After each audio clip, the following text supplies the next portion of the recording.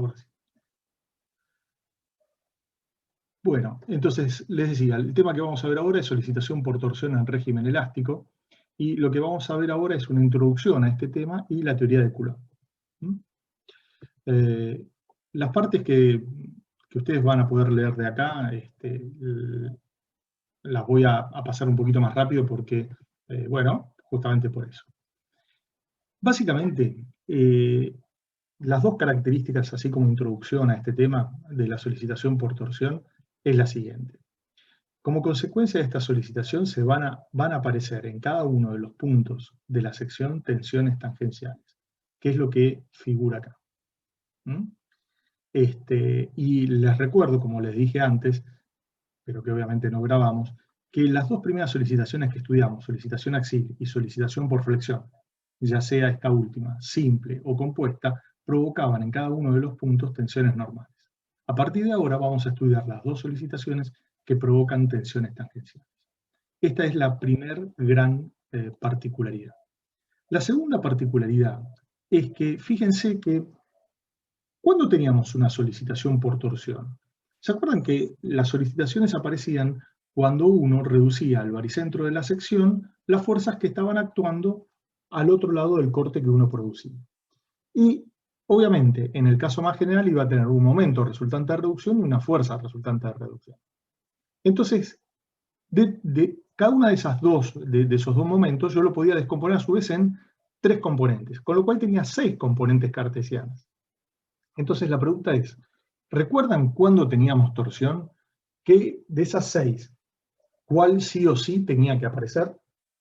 Les pregunto a ustedes, ¿eh?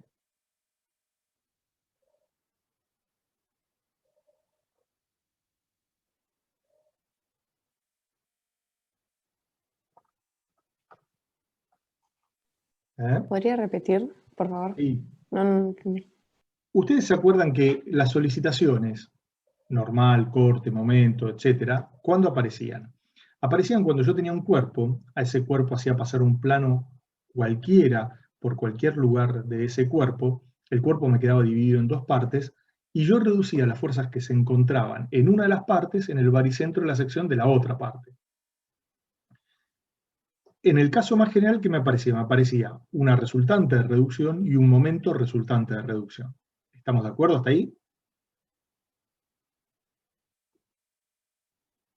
Sí. ¿O no? ¿Sí? A ver, si no lo dibujo acá, para que más o menos nos quede. A ver si acá lo pueden ver. Es decir, yo tenía acá un cuerpo, ¿sí? Este cuerpo C, sobre el cual actuaban un conjunto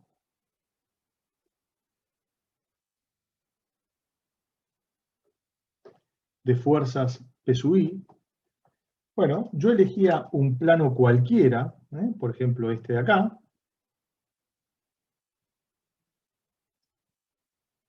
¿sí? Un plano alfa cualquiera. Este plano, fíjense que desde el punto de vista abstracto me separa a este cuerpo en 2 partes.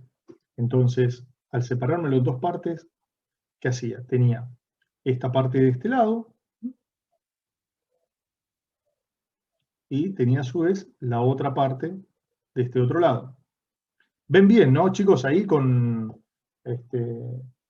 lo que les estoy dibujando? Sí. Bien. Sí.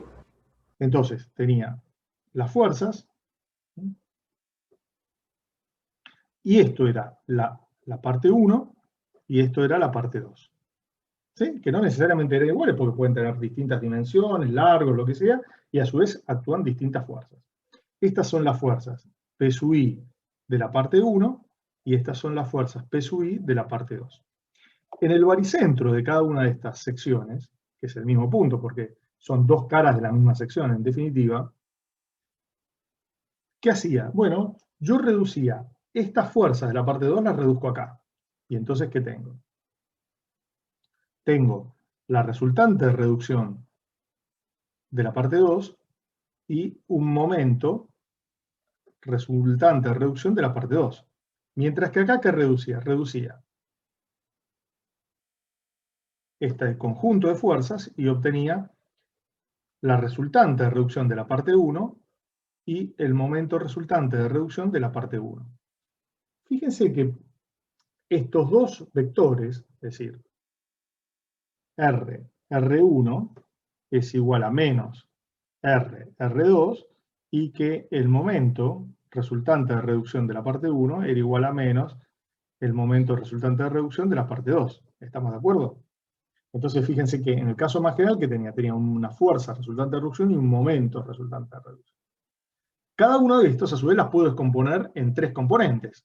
Una perpendicular al plano y dos contenidas en el plano según una terna que yo ubique en coincidencia con el baricentro de la sección. ¿Hasta ahí lo recuerdan ustedes? Sí. ¿Sí? Sí, sí. Sí. Bueno, entonces, de estas 6 componentes que me aparecen acá, fíjense que estas de acá son iguales a estas de acá, pero con sentido contrario. Justamente ¿por qué? Porque estas dos fuerzas equilibran a estas y estas dos equilibran a estas de acá. Eso lo vimos. Les pido que ustedes repasen un poco. Ahora tienen que poner un poquito la máquina de vuelta en funcionamiento de todo lo que estuvimos viendo.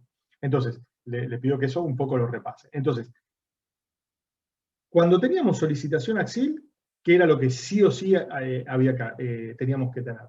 Bueno, la resultante de reducción tenía una componente que fuera perpendicular al plano de la sección. Y fíjense que cuando teníamos un momento torsor, la resultante de reducción tenía que tener una componente no nula perpendicular al plano de la sección también. O sea que fíjense que tanto la solicitación axil como la solicitación por torsión, lo que ocurre como solicitación interna para la sección es una representación a través de un vector que es perpendicular al plano de la sección. ¿Quedó claro? Eso es lo que quería yo decirles cuando les estoy marcando, pero ¿qué pasa? Bueno, no sé por qué. Ahí está. No sé por qué no puedo dibujar. Bueno, no sé.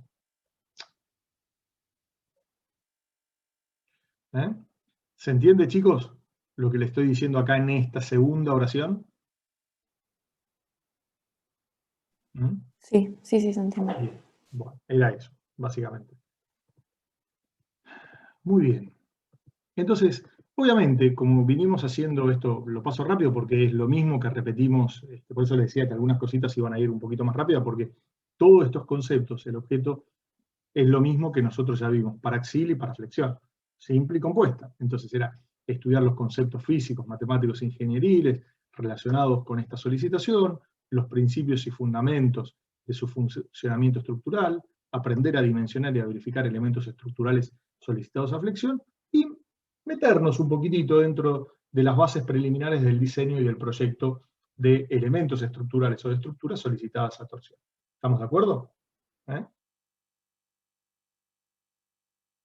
Esta página es como que, si ustedes la quieren ver, aparece siempre en todas las solicitaciones. Bueno, muy bien. Entonces, ¿cuándo teníamos un esfuerzo de torsión? Bueno, un esfuerzo de torsión lo teníamos cuando, al reducir las fuerzas al baricentro de la sección, aparece una componente del vector momento resultante de reducción perpendicular al plano de la sección. Tenemos una barra de eje recto, acá produje un corte, el baricentro, hago coincidir el origen de una terna coordenada cartesiana con ese baricentro, el eje X siempre era perpendicular al plano de la sección, por una cuestión de convención nada más, y Z pertenecía al plano de la sección. Y el vector momento resultante de reducción era perpendicular a ese plano. ¿Estamos de acuerdo? Esto es lo que caracteriza lo que recién estuvimos viendo. Y todo lo que viene a continuación es lo que nosotros hemos explicado. Muy bien. Ahora, fíjense que si bien el vector momento es perpendicular al plano de la sección, el par de fuerzas el par de fuerzas que generan justamente ese vector momento y que ocasionan el momento, se ubican en el plano de la sección. Tengan en cuenta que acá, vector, par de fuerzas y momento, uno los estoy representando simultáneamente, pero no es necesario que se los haga coexistir al mismo tiempo a estas tres representaciones. Alcanza con que dibujemos una sola de ellas. Comúnmente dibujo el momento o dibujo el vector momento. En ocasiones, tal vez en menores ocasiones, dibujamos el par de fuerzas que generan eso. ¿Quedó claro? ¿Hasta acá alguna duda, chicos? No. No, por ahora no. Bueno, seguimos entonces. Como ustedes ya saben, después de un mes y pico sin vernos, casi 2 meses, cualquier duda me dicen, Luis, no entendí, ¿puedo volver a repetirlo? Lo repetimos. Y algunas cosas les voy a decir, vayan a estudiarlo a lo que ya vimos, pero igual se lo voy a explicar como hicimos recién. Muy bien. Vamos a definir como torsión simple cuando sobre todas las secciones del elemento estructural con el cual nosotros estamos trabajando, actúa únicamente un momento resultante de reducción que solamente tiene componentes sobre el eje X perpendicular al plano de la sección. Cuando eso ocurre, diremos que esa solicitación es torsión simple.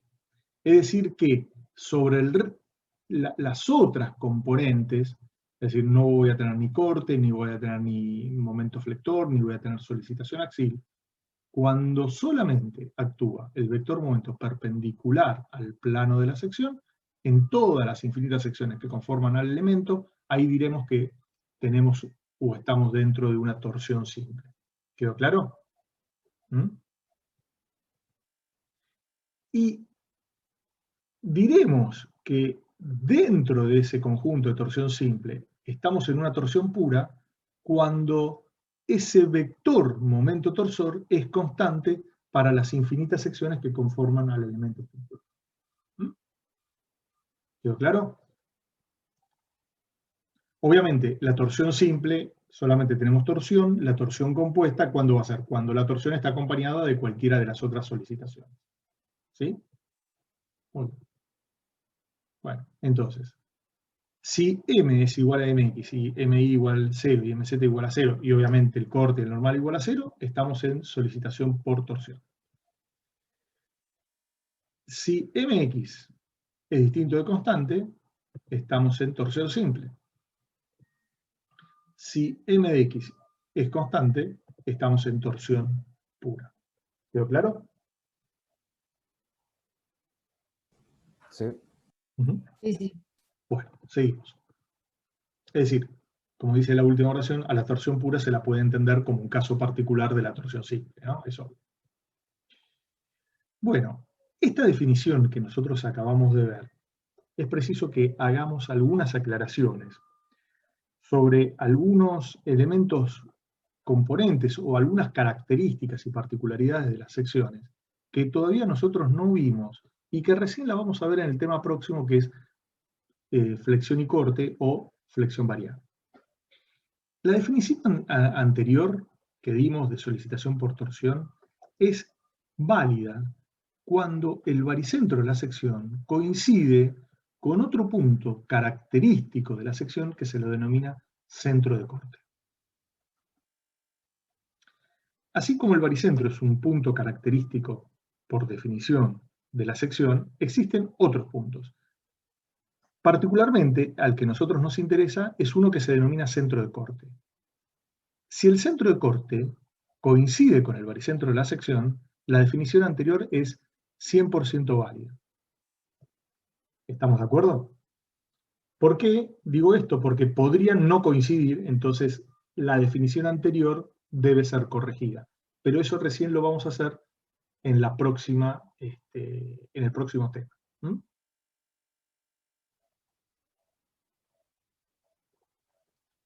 Yo me tomo un cafecito como el mejor. Bueno, como dice acá, el centro de corte es otro punto característico de las secciones, y esto lo vamos a ver en flexión variable. Si lo anterior no fuera así, es decir, si el baricentro de la sección no coincide con el centro de corte, la definición anterior tendrán validez cuando la reducción de las fuerzas se reduce al centro de corte. Se reduce al centro de corte, no cuando se reduzcan al baricentro de la sección. Con lo cual nos cambia un poco el concepto de solicitación interna que nosotros veníamos viendo. Si la reducción se realiza al centro de corte, al momento torsor se lo va a denominar momento torsor real. Momento torsor real. ¿Estamos de acuerdo? Si la reducción no se realiza al centro de corte, ese momento torsor no será el real. ¿Qué significa esto? Que no va a ser el momento torsor final que va a estar actuando sobre la sección. ¿Estamos de acuerdo? Bueno, esto que parece un poco todavía una abstracción, porque todavía estoy hablando de algo que no se los definí y no se los voy a definir todavía, entonces parece un poquito más complicado, pero bueno, traten de entenderlo. Imagínense que si tengo dos puntos característicos de la sección que me interesan ahora, el centro de corte y el baricentro. Si estos coinciden, a esa torsión se la denomina, y uno reduce las fuerzas del baricentro de la sección, como coincide con el centro de corte, a esa solicitación se la llama real, solicitación por torsión real.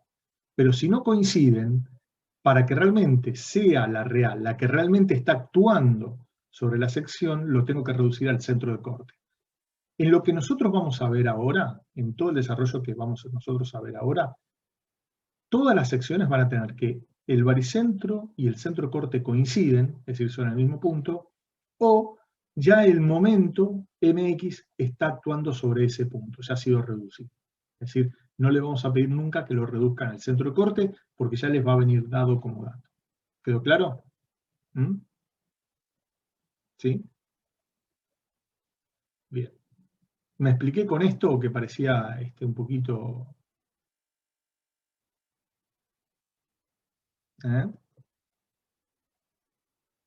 Sí, se entendió. Bien, bueno, muy bien.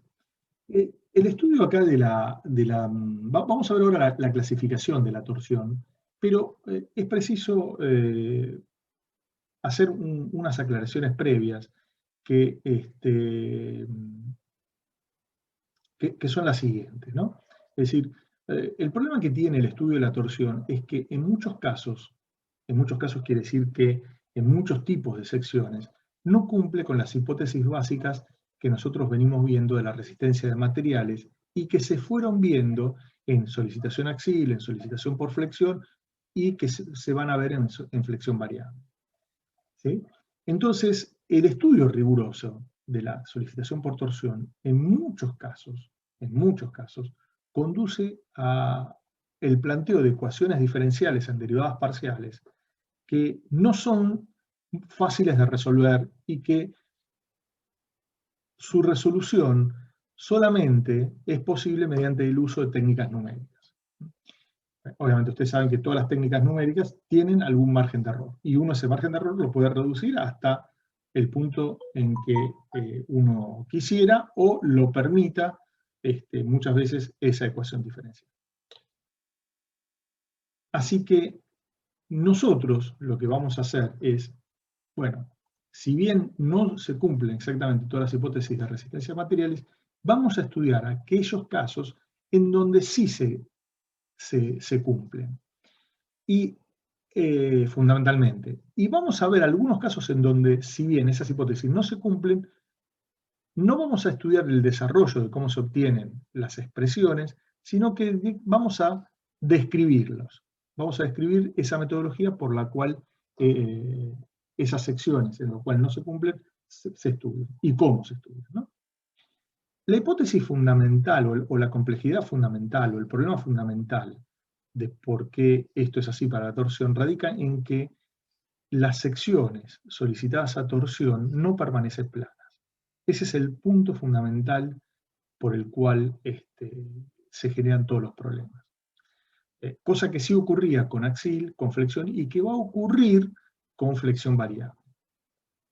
Aunque, les aclaro, cuando veamos flexión variable, también voy a tener que hacer unas aclaraciones. Mientras las secciones se mantienen planas, ustedes fíjense que tiene una gran ventaja, que las deformaciones se mantienen en una relación lineal. Como es válida la ley de Hooke, las tensiones también se mantienen en una relación lineal. Y esa relación lineal es fácil de encontrar y de vincularla con la solicitación interna. En cambio, si las secciones no se mantienen planas, yo no puedo establecer una relación entre las distintas deformaciones, porque yo no sé cómo va a ser la forma final de esa sección que inicialmente era plana y dejó de ser la plana después de que actuó esa solicitación. ¿Estamos de acuerdo? Cuando eso ocurre, que la sección que originalmente era plana, después de la deformación deja de ser plana, a ese tipo de formaciones se la conoce como alabeo de la sección, que es lo que figura acá abajo. ¿Quedó claro? ¿Mm? ¿Sí? Bien. Sí, sí. Entonces, al alabearse la sección, uno no sabe bien cuál es la función que caracteriza. Fíjense que al mantenerse plana la sección se puede trasladar paralela a sí misma, como en el caso de la solicitación axil, o puede girar alrededor de un eje, como en el caso de la flexión. Pero yo sé la forma final de la sección y puedo establecer una función que la represente. En cambio, con el alabeo es muy difícil conocer cuál es la forma final de esa sección. En base a esto, la solicitación por torsión se clasifica en dos grandes grupos: la torsión uniforme y la torsión no uniforme. La diferencia entre una y otra es que, imaginemos que todas las secciones se me alabean, ¿sí? Ahora, el alabeo entre las distintas secciones puede ser aproximadamente el mismo, o entre una sección y otra puede haber grandes diferencias. Cuando ese alabeo entre las distintas secciones es aproximadamente el mismo, se dice que el alabeo relativo entre dos secciones cualquiera es despreciable. En ese caso se conoce como torsión uniforme. Torsión uniforme. Yo no sé por qué no puedo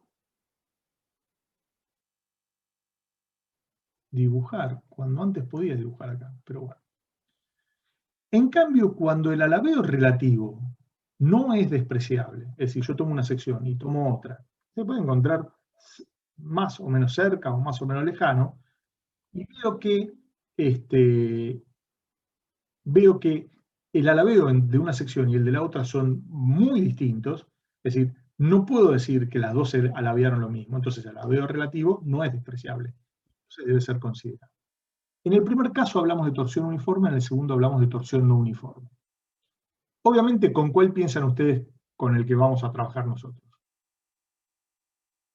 Así hago un descansito y hablan ustedes un poco.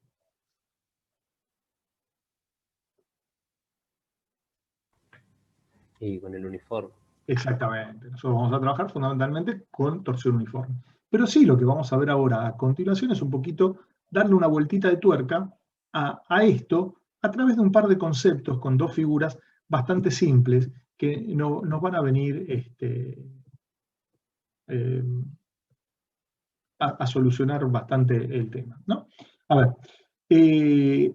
torsión uniforme. Se caracteriza a través de las siguientes dos premisas. El alabeo de las distintas secciones de la pieza prismática no está impedido. No está impedido. Es decir, todas las secciones están posibilitadas de alabearse, si quisieran. Las secciones se pueden alabear, la segunda premisa es que las secciones se pueden alabear y el alabeo que ellas experimentan es el mismo o aproximadamente el mismo. Esto implica decir que el alabeo relativo entre las distintas secciones es despreciable. Y nosotros, si es despreciable, lo vamos a considerar como nulo. Y al considerar que el alabeo relativo es nulo, estamos diciendo que todas las secciones sufren el mismo alabeo. ¿Se entiende la secuencia de razonamiento de esto? ¿Puedes repetirlo? Sí, lo puedo repetir. A ver, imaginemos, la primera consigna, a ver, creo que es simple. Las secciones no están impedidas de alabearse, es decir, las secciones se pueden alabear sin ningún inconveniente. Eso es lo primero. Bien. La segunda cuestión es la siguiente. Las secciones se pueden alabear, pero el alabeo que experimentan todas las secciones es aproximadamente el mismo. Si es aproximadamente el mismo, significa que si yo hago el alabeo de una sección menos el alabeo de la otra sección, que me da el alabeo relativo, y tomo otras dos secciones, después cualquiera, esa diferencia es siempre o aproximadamente la misma. Entonces, y además, si es la misma, estoy diciendo que el alabeo relativo es prácticamente despreciable, ¿sí? Porque es muy chiquitito. De hecho, lo vamos a considerar que es nulo. ¿Estamos de acuerdo? Es decir, a ver, imagínense que yo tengo esta sección, ¿sí? Esta es la sección AA de la pieza, ¿no? Este es una vista. Y esta es la sección M, que se encuentra bien alejada. Vamos a suponer que esta sección se me alabeó de esta manera. ¿Sí? Fíjense que dejó de ser plana, ahora se transformó en esto. Ahora, supongamos que esta tiene la misma forma. ¿Estamos de acuerdo? Entonces, fíjense que si yo tomo este punto se me trasladó una distancia delta. Tomo este punto, uno equivalente sobre la misma fibra, y este sería delta A y este es delta M. Y si yo hago delta M menos delta A, esto es aproximadamente igual a 0. Es muy chiquitito. No es nulo, pero es muy chiquito. Entonces, eso significa que ese alabeo es despreciable. Y esto se verifica para todos los infinitos puntos de las secciones. ¿Se entendió? Sí, perfecto. Entonces, si es despreciable porque es muy chiquitito, bueno, directamente lo considero nulo. Y digo que todas las secciones sufren el mismo alabeo. Es decir, delta M es distinto de delta A, pero cuando yo lo resto es aproximadamente 0. Si yo tomara este de acá, delta A', y tomo este de acá, delta M', hago lo mismo, delta M' menos delta A', y también veo que es aproximadamente igual a 0. Y esto lo verifico para todos los puntos, ¿no?, de estas dos secciones que estoy estudiando. Bueno. Entonces, dicho esto, la torsión uniforme se va a estudiar a través de las siguientes dos teorías. La teoría de Coulomb, que es válida exclusivamente para secciones en las que no se produce el alabeo, y que además solo aplica a secciones circulares, y la teoría de Zambellan, que es una teoría más general, donde si bien existe alabeo en las secciones, pero este es el mismo en todas, ¿sí? Es decir, es constante o es prácticamente constante.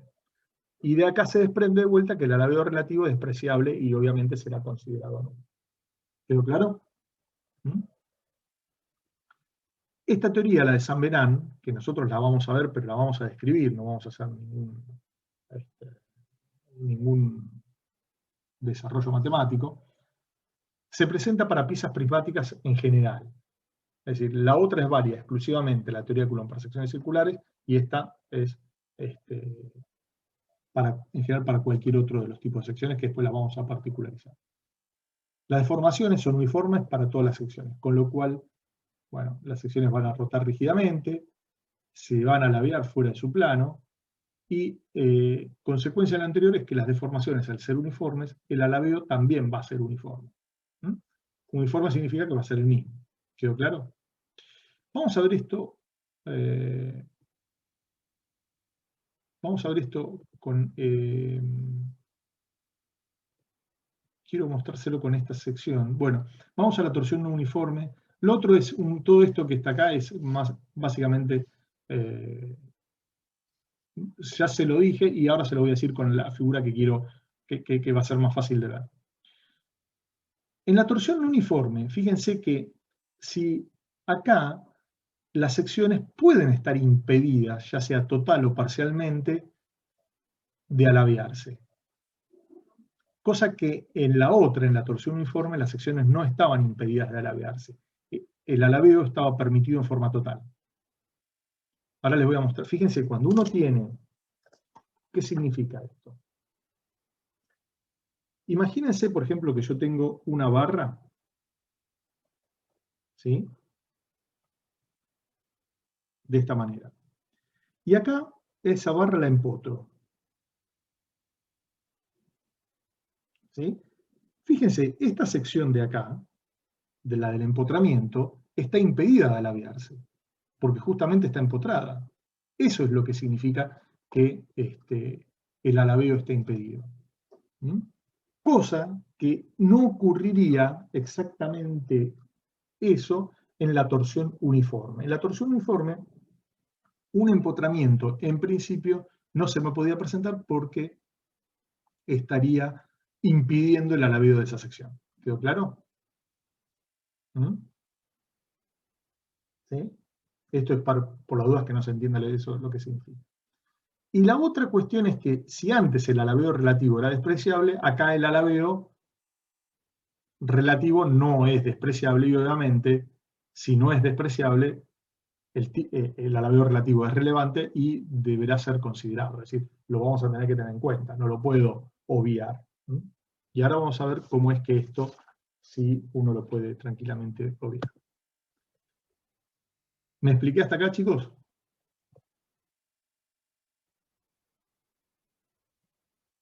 Sí, sí. Sí, sí. Bueno, acá esto quedó ahí. Este es el esquemita que yo quiero mostrarles para que ustedes vean qué es lo que pasa con entre la torsión uniforme y la torsión no uniforme y qué es lo que provoca. Fíjense, no sé por qué quedó esta flechita. Bueno, yo acá tengo la barra que tiene una longitud inicial L0. Como consecuencia de la aplicación de los momentos torsores, la barra, que es esta que está acá en gris, pasa a ocupar las secciones extremas pasan a ser estas que están en línea de puntos en bordeaux. ¿Estamos de acuerdo? Entonces, para una fibra cualquiera, la longitud que era L0 ahora es LF. ¿Está bien? ¿Mm? ¿Quedó claro? Bien. En la torsión uniforme, L0 y LF son aproximadamente iguales. Por lo tanto, fíjense que si yo hago longitud final menos longitud inicial dividido la longitud inicial, es decir, la variación de longitud dividido la longitud inicial, eso me da la deformación específica. Y por lo tanto, esto es aproximadamente igual a 0 también. Si ahora aplico la ley de Hooke, fíjense que sigma era igual a E por epsilon. Entonces, si epsilon es 0, sigma va a ser igual a 0. Es decir, que en la torsión uniforme no se producen tensiones normales. ¿Qué pasa en la torsión no uniforme? En la torsión no uniforme, la longitud inicial y la final no son iguales.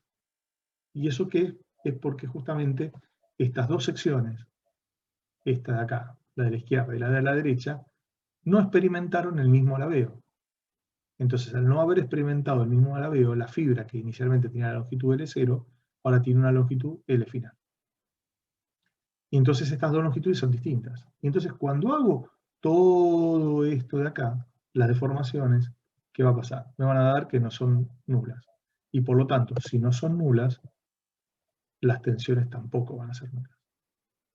Es decir, que en la diferencia fundamental en la que en definitiva cae todo esto que estamos viendo es que en la torsión uniforme no se me generan tensiones normales, mientras que en la torsión no uniforme sí se me generan tensiones normales. ¿Entendido?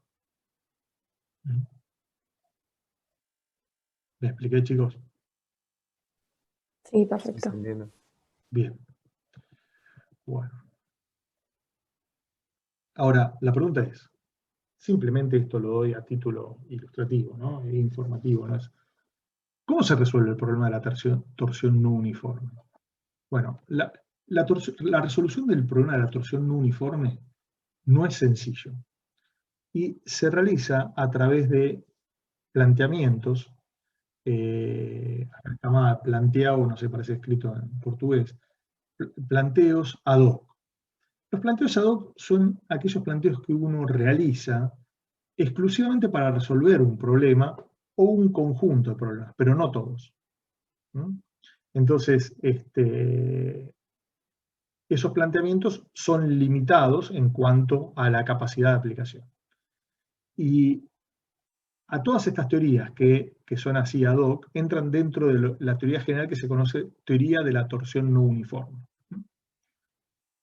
Otra posibilidad de resolverlo es a través de un planteamiento más general, que es a través de la teoría de la elasticidad, siempre y cuando el material con el cual estemos trabajando se comporte elásticamente, ¿no?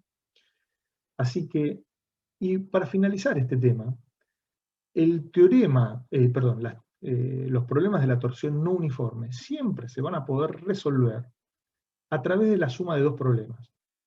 Uno, si yo lo voy a poder descomponer a través de una parte que está relacionada con la torsión uniforme y una parte que está relacionada con la torsión no uniforme propiamente. ¿Está bien? Es decir, que siempre en el comportamiento de esto hay una parte de la torsión uniforme que es uniforme y hay otra que es no uniforme. O por lo menos, así es como se pueden descomponer para después poder resolver. Nosotros, obviamente, como ya estuvimos viendo, lo que nosotros vamos a ver es todo lo que se conoce como torsión uniforme, o la parte uniforme de un problema general. No vamos a ver nada de torsión uniforme, pero sí es bueno que lo veamos, porque cuando empecemos a ver las secciones, ustedes me van a decir, Luis, pero ¿por qué vemos esto solo? Y al resto no aplica, ¿qué hacemos? Bueno, es un poco más complejo eso, y por eso no lo estamos viendo. ¿Quedó claro? ¿Hasta acá? ¿Alguna duda?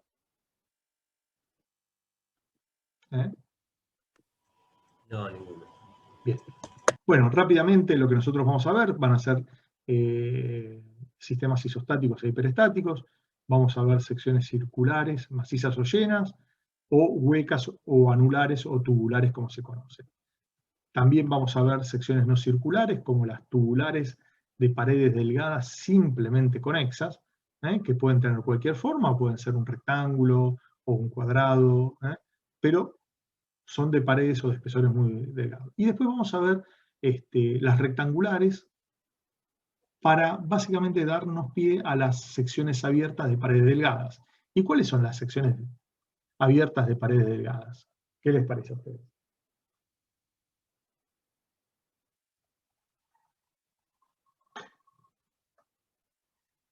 ¿Mm?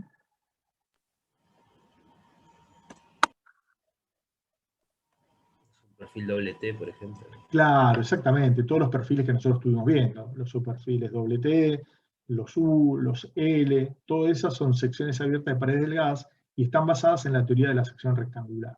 Que justamente es así, se estudia específicamente y tiene bueno, un tratamiento especial.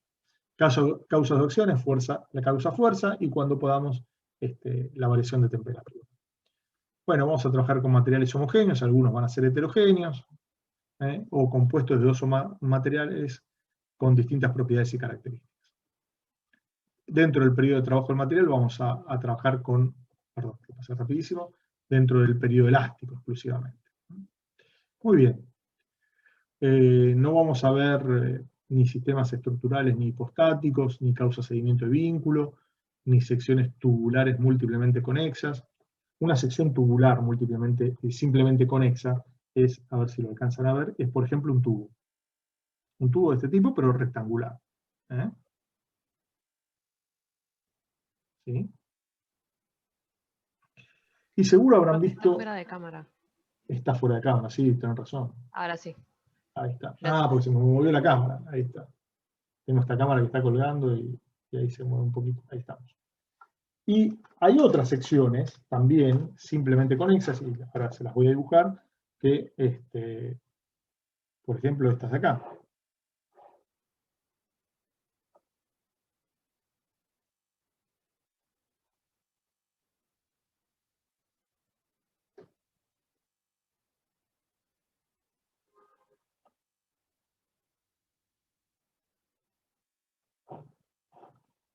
A ver si medio la conocen. Yo creo que sí, pero bueno.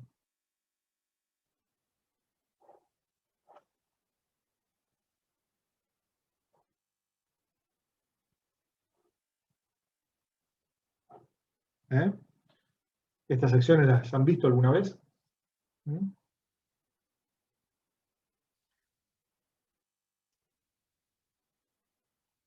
Son las que se utilizan básicamente La última grande acá que vieron es el viaducto del tren Mitre, la parte elevada que se construyó con este tipo de sección. ¿Mm? ¿Sí?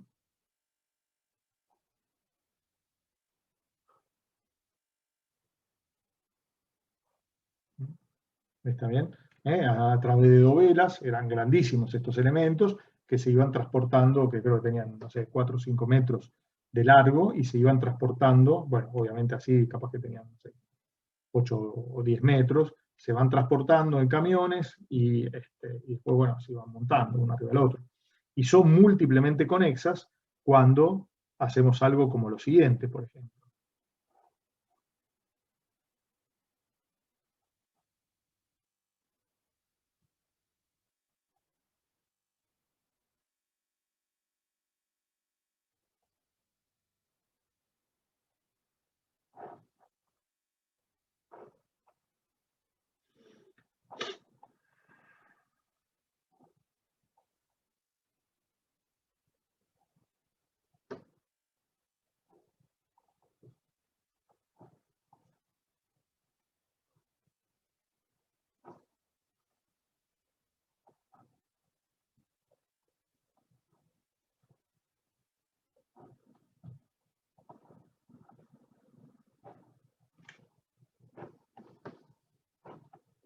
¿Mm?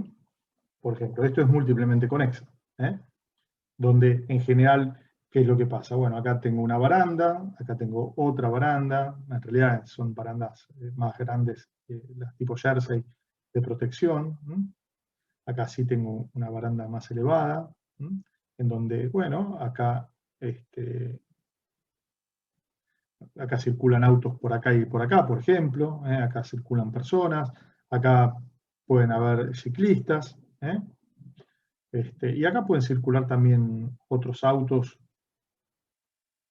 o vehículos, por ese lado. Entonces, o hasta inclusive ser una vía férrea y todo eso. Y acá es tener varios carriles y todo.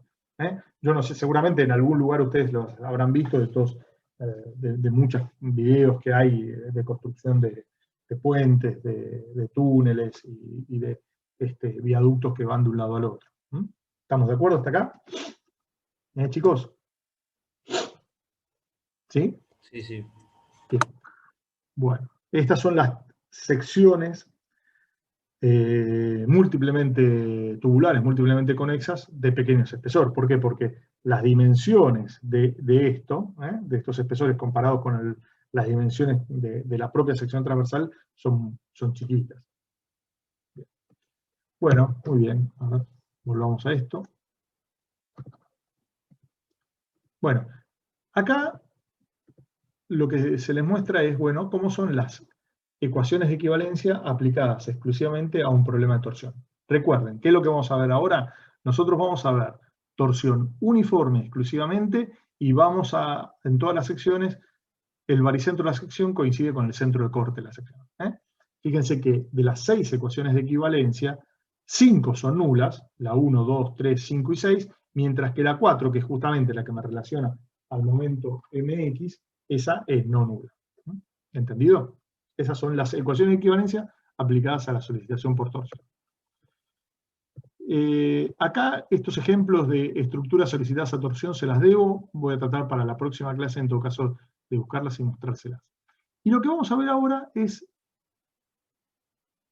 explicar el fenómeno aplicando la teoría de Coulomb, que recuerden que es válida exclusivamente para secciones circulares huecas o macizas. ¿Estamos de acuerdo? Mis chicos. ¿Sí? Sí, sí. Muy bien. Bueno. Vamos a empezar como hacemos siempre con una barra de eje recto, de sección transversal circular constante. En principio la voy a tomar maciza o llena, después la voy a generalizar a la hueca, que va a tener una longitud L, un diámetro D, y que en toda la superficie lateral de la barra se le va a dibujar una cuadrícula que representa a las secciones transversales y a las generatrices de la misma.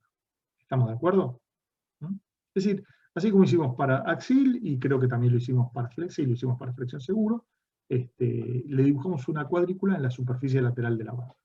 Y vamos a disponer de una terna coordenada cartesiana con origen en uno de los extremos de la barra, y en donde el eje X, como siempre, coincide con el eje de la misma. Esta es una convención que nosotros tomamos. Muy bien. Acá lo tienen. Esto es antes de la deformación.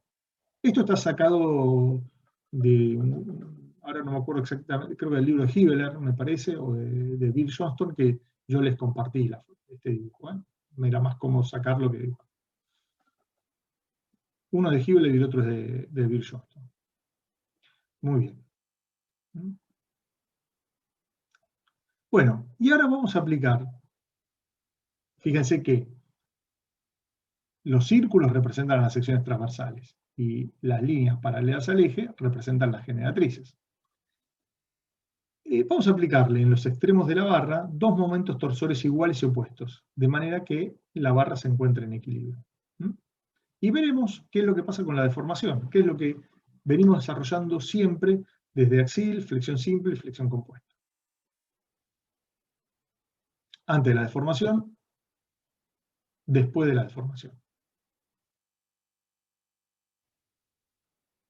Después de la deformación. Ahora vamos a detallar eso. Del ensayo realizado se observan los siguientes tres aspectos o particularidades. La primera es que las secciones normales al eje de la pieza permanecen planas y paralelas a sí mismo luego de la deformación por torsión. Es decir, las secciones, si permanecen planas, no se alabean y están paralelas a sí mismas. No es que se cruzan ni nada, como pasa en el caso de la flexión, en donde ahí sí las secciones dejan de ser planas. Muy bien. Luego de la deformación, las secciones mantienen su forma. Si inicialmente era un círculo, seguirá siendo un círculo después de la deformación. Y la tercera observación que se desprende de este ensayo es que las secciones giran alrededor del eje de la barra o de la pieza, y se observan giros relativos de una sección respecto de las otras. O, obviamente, entre las secciones. ¿Quedó claro? Por eso es que, fíjense, los círculos se mantienen circulares, o se mantienen círculos, las líneas que son las generatrices se terminan torciendo, eso me demuestra que las secciones giran una respecto de la otra, y bueno, ahora vamos a ampliar este dibujito que dice acá a través de otros tres dibujitos que son los corolarios de esta teoría. ¿Quedó claro esto? ¿Qué es lo que le pasa a la barra después de la torsión?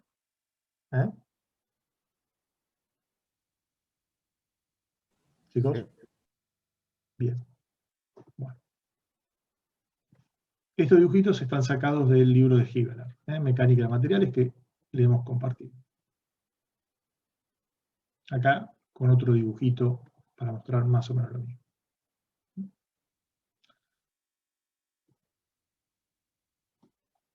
Bueno, de esto, ¿qué se desprende?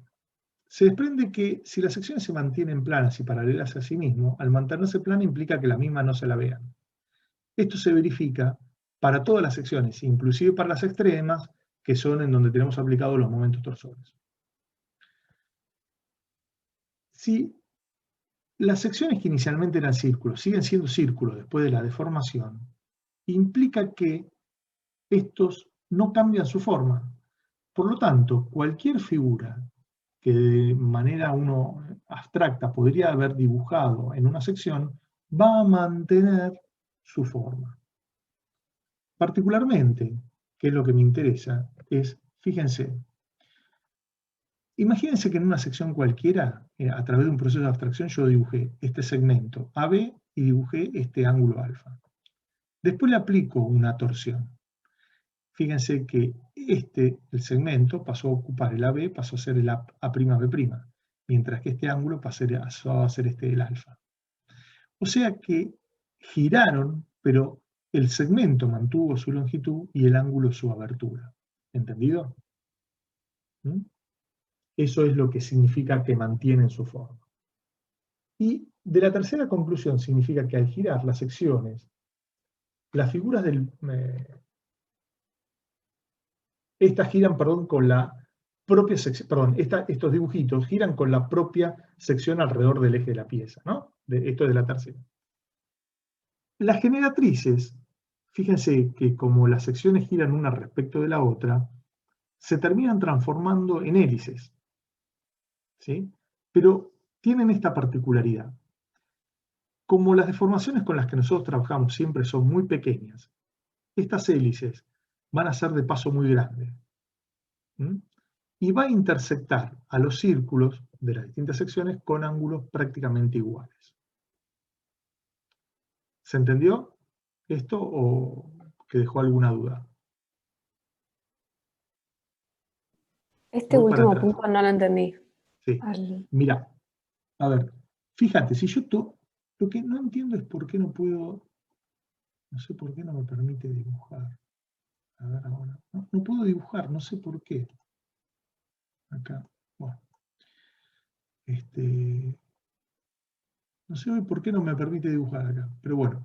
Imagínate esta, a ver si seguime con el cursor, esta generatriz. Esa generatriz, en definitiva, se me transformó capaz que en esta de acá.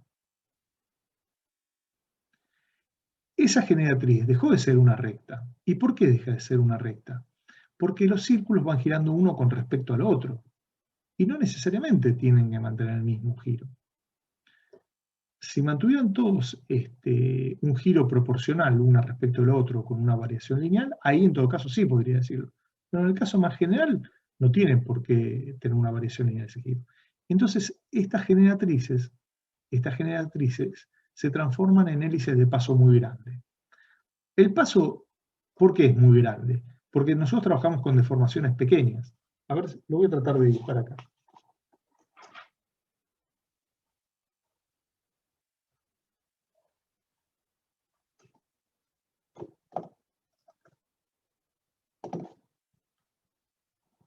Imagínate que esta es una generatriz, ¿está bien? Bueno, esa generatriz, después de la deformación, ¿qué es lo que hace? Y esto pasa a ser algo así.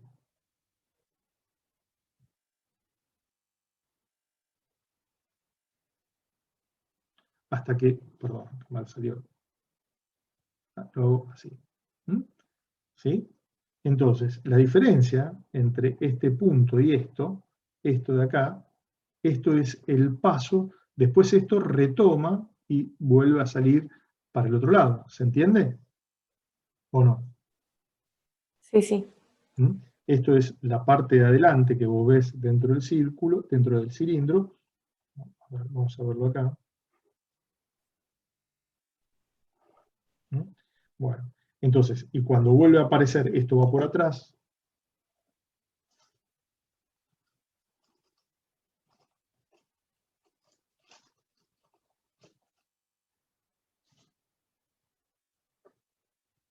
¿Mm? Esto va por atrás, obviamente de la barra, y es una ley. Ahora, este paso, que es donde vuelve a aparecer, es muy grande. Entonces, prácticamente en toda la longitud de la barra no da el paso capaz que sale fuera de la longitud de la barra, porque estamos trabajando con deformaciones muy pequeñas. Entonces, prácticamente, estas hélices en realidad se terminan transformando en algo así. ¿Mm? Dejan de ser rectas, pasan a ser curvas, pero su curvatura es tan chiquitita que terminan siendo rectas. ¿Estamos de acuerdo? Sí, perfecto. Esto es un poco todo lo que dice. Ahora, esta observación experimental sobre las secciones es comprobada en todos los ensayos que se realizan de barra de sección circular solicitadas a torsión. Y al adoptarlas como una suposición de trabajo, se la termina adoptando, se las conoce como hipótesis de Coulomb, las cuales dicen que en la solicitación por torsión de barras prismáticas cilíndricas o de sección circular, se verifica que las secciones normales al eje de la pieza permanecen planas y paralelas a sí mismas luego de la deformación. Las secciones mantienen su forma y las secciones giran alrededor del eje de la pieza y se observan giros relativos de una sección respecto a las otras. Estas son las tres hipótesis de Coulomb para el desarrollo de este problema. ¿Estamos de acuerdo? Chicos.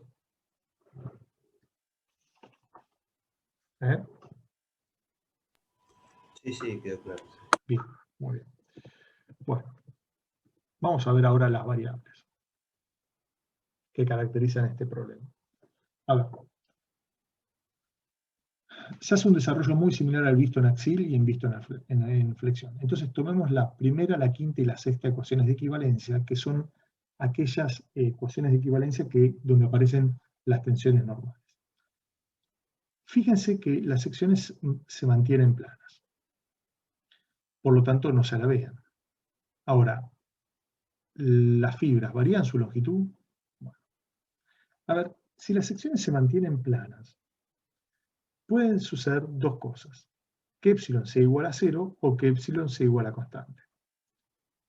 Si epsilon es igual a 0, significa que las fibras no se alargan ni se acortan. Es decir, no varían su longitud. Pero si es igual a constante, significa que varían su longitud. Pero todas en igual magnitud. ¿Estamos de acuerdo? Que es lo que ocurre en solicitación axial. Bien. Vamos a ver este primer caso. Si, por ley de Hooke, si epsilon es igual a 0, sigma x es igual a e por epsilon. Por lo tanto, si epsilon es igual a 0, sigma x es igual a 0. Si sigma x es igual a 0, se satisfacen la primera, la quinta y la sexta ecuaciones de equivalencia. Si ustedes no recuerdan cuáles eran estas ecuaciones, yo se las escribo acá. La primera es la que me relaciona al esfuerzo normal, que era igual a 0, era igual a la integral extendida a toda el área de la sección de sigma x por diferencial de área. Ahí está, perdón. ¿Sí? Era esta. La quinta ecuación es donde yo tengo que el momento en I es igual a 0. Y esto era igual a la integral extendida a toda el área de la sección de ¿qué? De sigma x por z por diferencial de área.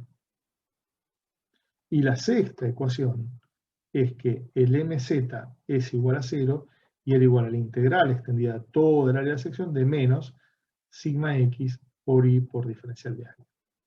Entonces, fíjense que si la sección, para seguir un poco el análisis de lo que estamos viendo, si la sección se mantiene plana, no se alabea. Y de acá se desprendía que epsilon x podía ser igual a 0 o podía ser igual a constante. Y ahora estamos analizando este caso. ¿Entendido? ¿Sí? ¿Me expliqué, chicos, hasta acá? Sí, sí. Bien. Muy bien. Bueno, vamos al segundo caso ahora. ¿Qué pasa cuando epsilon es constante? Si epsilon es constante, aplico la ley de Hooke, tengo que sigma x es igual a E por epsilon. E es una constante porque es una característica propia del material, y epsilon es constante por lo que acabo yo de decir. Por lo tanto, la tensión es constante. Ahora, si la tensión es constante, fíjense que de esta ecuación, sigma x yo la puedo sacar fuera de la integral. Entonces, ¿qué me queda? Me queda que 0 es igual a sigma x por la integral extendida a toda el área de la sección de diferencial de área. Si sale fuera de la sección, esto se anula. Entonces, fíjense que llego a una incongruencia, primero matemática y después física, porque me dice que el área de la sección es nula, y cuando nosotros sabemos que hemos puesto una barra con dimensiones características, tanto en longitud como en la sección transversal. Entonces, esta incongruencia nos lleva a decir que f sigma x no puede ser constante, sino que tiene que ser nula, y por lo tanto, volviendo el proceso para atrás, la única posibilidad es que epsilon sea constante, sea nula. ¿Entendido? ¿Mm? Con lo cual, si uno vuelve para atrás, cuando nosotros dijimos la sección se mantiene plana, por lo tanto no se alabea, la pregunta era, ¿las fibras varían su longitud? Bueno, las fibras no varían su longitud. ¿Mm? En este planteamiento del problema. ¿Quedó claro?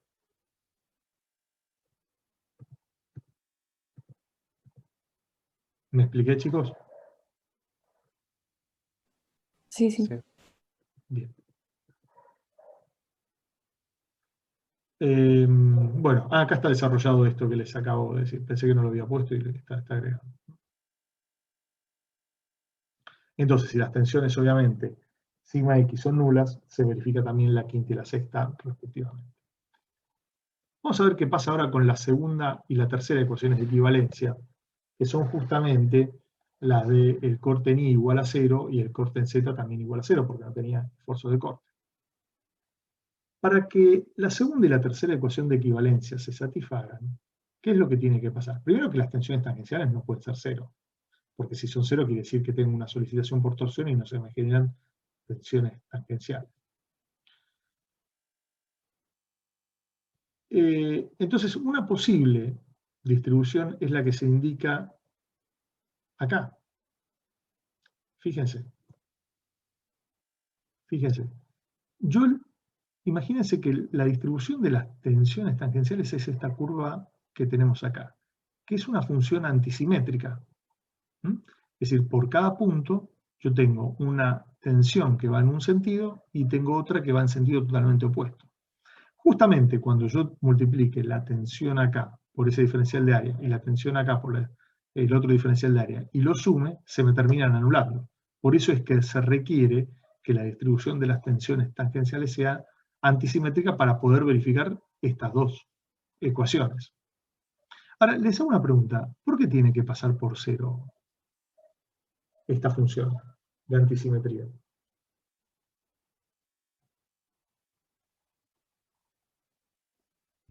Sería, si no pasa por 0, puede ser que, como en el lado positivo, sume más en módulo de lo que resta a la misma distancia de como el eje que está en el medio. El eje de la barra. Claro. Claro, exactamente por eso.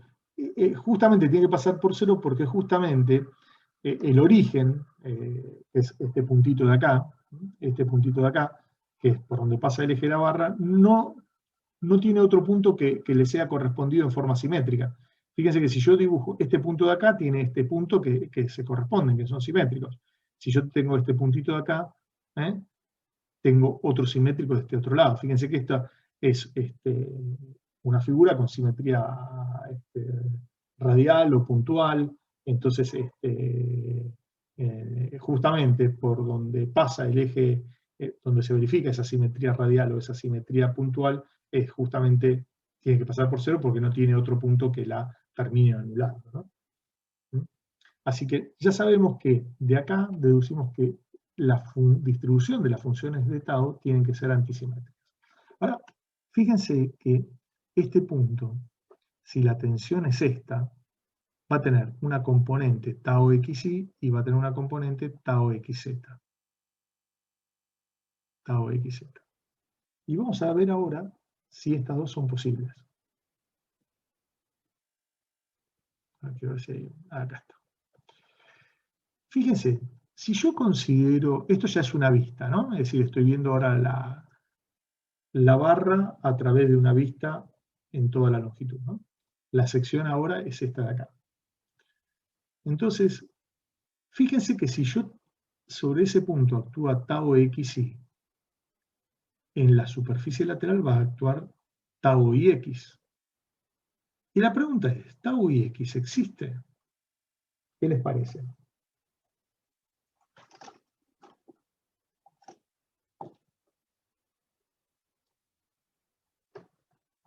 ¿Qué les parece? ¿Tau ix existe?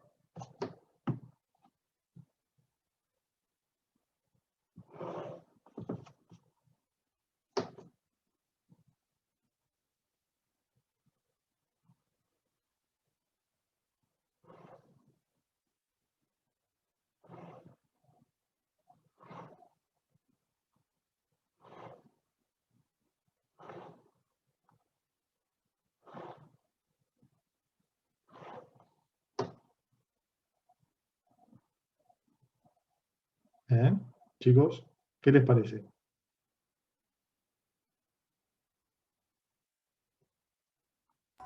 A mí me parece que no existe. Claro, no existe. ¿Pero por qué no existe? A ver, ¿de dónde partimos nosotros para analizar este problema? Voy a dibujar acá a ver si esto ayuda un poquito. Del teorema de Coulomb. No, de las hipótesis de Coulomb no. No, eso es una consecuencia. Es una observación, ¿no? Porque yo parto, chicos, de que la barra solamente actúan dos momentos torsores iguales y opuestos aplicados en los extremos de la barra.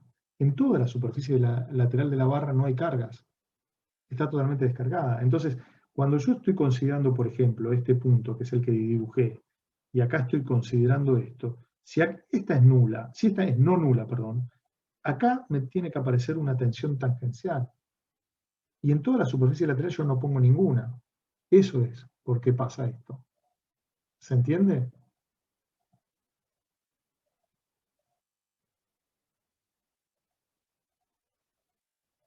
Yo tengo un tubo en donde no tengo nada aplicado no tengo nada acá para mostrarle, pero no tengo nada aplicado. A ver, imagínense esta cartuchera que fuera el tubo. A ver, es lo más parecido que tengo. Fíjense, yo pongo acá, vamos a poner los capuchoncitos, son los momentos torsores, uno y otro. ¿No? ¿Está bien? Pero en toda la superficie lateral, que es esto de acá, no tengo carga. Las únicas dos cargas que tengo aplicadas son estas.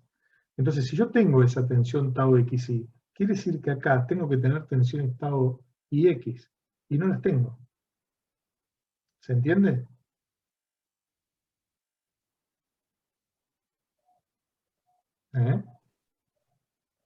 No entiendo. Bueno, a ver, ¿te puedes imaginar que la cartuchera es la barra cilíndrica? ¿Eso lo puedes imaginar? ¿Qué es esto de acá? Sí. Bien. Imagínate que estos son los dos momentos torsores iguales y opuestos que yo les aplico en los extremos de la barra. Los coloco ahí. ¿Está bien? ¿Hasta ahí? ¿Estamos de acuerdo? Sí. Bien. ¿Qué fuerzas actúan sobre la superficie exterior del cuerpo? La superficie exterior del cuerpo, ¿qué es? La superficie lateral y las dos caras. ¿Qué actúan? Estas dos. En la sección transversal es esta que uno tiene acá. Si yo tengo tensiones que están en la dirección radial, como esta, como la tau xy, ¿qué es lo que pasa? Por el teorema de Cauchy implica que tiene que existir esta tau y x. Por lo tanto, me aparecerían tensiones acá en la superficie lateral de la barra. Claro. Y eso es lo que no ocurre. Entonces, fíjense que vuelvo un poco para atrás a esta figura. Fíjense que acá, alguien me podría decir, Luis, ¿pero por qué tomaste este cubito acá? Y si lo tomas el cubito acá, pasa exactamente lo mismo. Con lo cual, lo que esto en realidad me está diciendo es que las tensiones tangenciales no existen en la dirección del radio, o en la dirección radial, o en la dirección del diámetro. Solo existen perpendiculares a los radios, o a los diámetros. ¿Por qué? Porque la tensión en la dirección del radio me origina, ahora sí vuelvo, me originaría tensiones en la superficie lateral de la barra que no existen. ¿Entendido?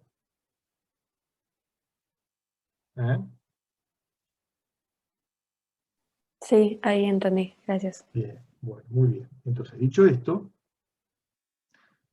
fíjense que las únicas tensiones que provocan los momentos torsores son tensiones tangenciales, perpendiculares al diámetro o al radio y con una distribución antisimétrica. Bien. Bueno, hasta acá terminó y no sé qué es esto.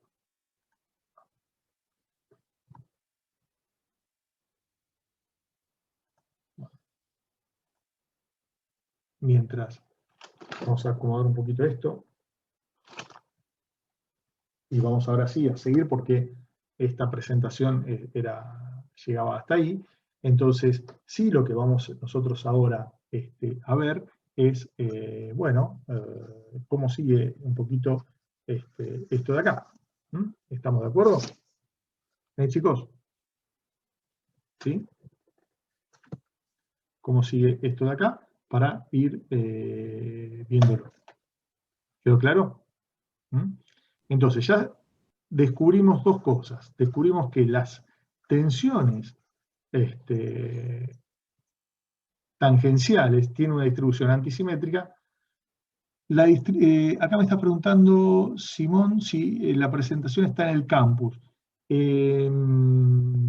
Mirá, me fijo si no la subo, no te preocupes. Igual está incompleta y llega hasta ahí, pero me pareció que era esto bastante descriptivo y la verdad que venía bien tenerlo, ¿sí? Bien, entonces, ahora sí, continúo a partir de acá y con unos dibujitos para poder ver esto. ¿Qué significa entonces? Significa que, fíjense, cuando yo tengo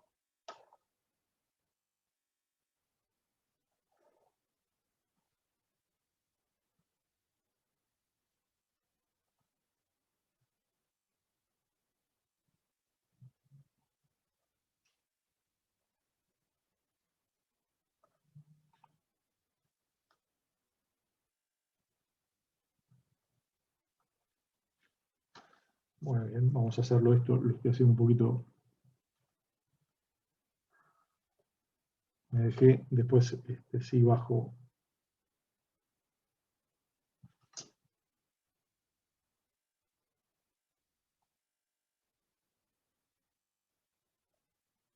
Ahí está.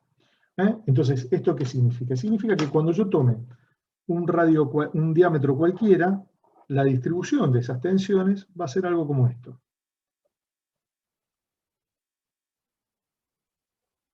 ¿Mm?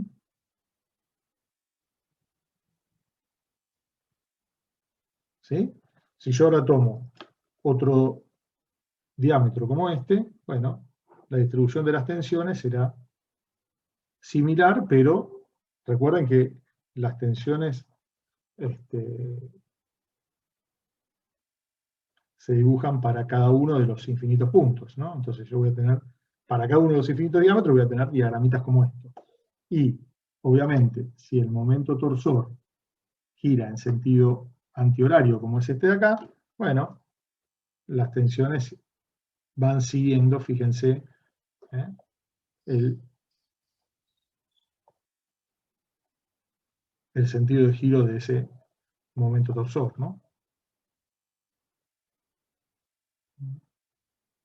¿Se entiende, no, lo que estoy dibujando, chicos?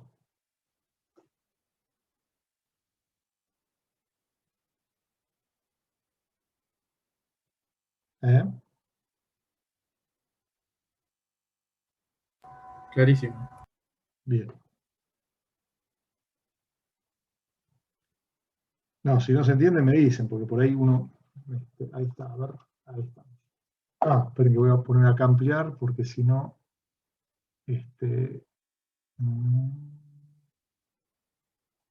algo pasó acá, che, porque...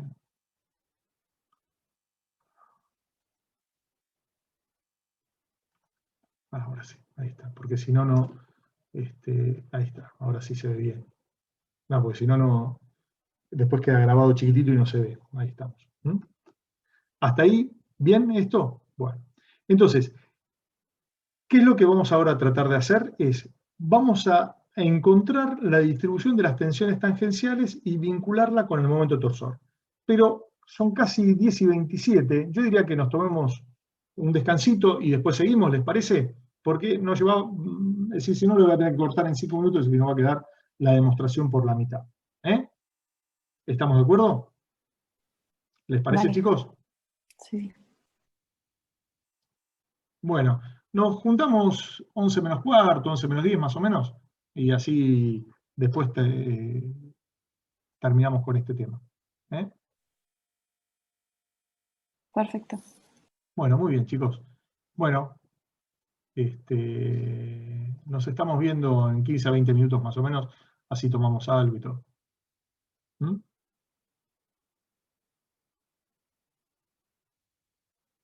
Bueno, yo lo que voy a hacer es, voy a parar ahora de grabar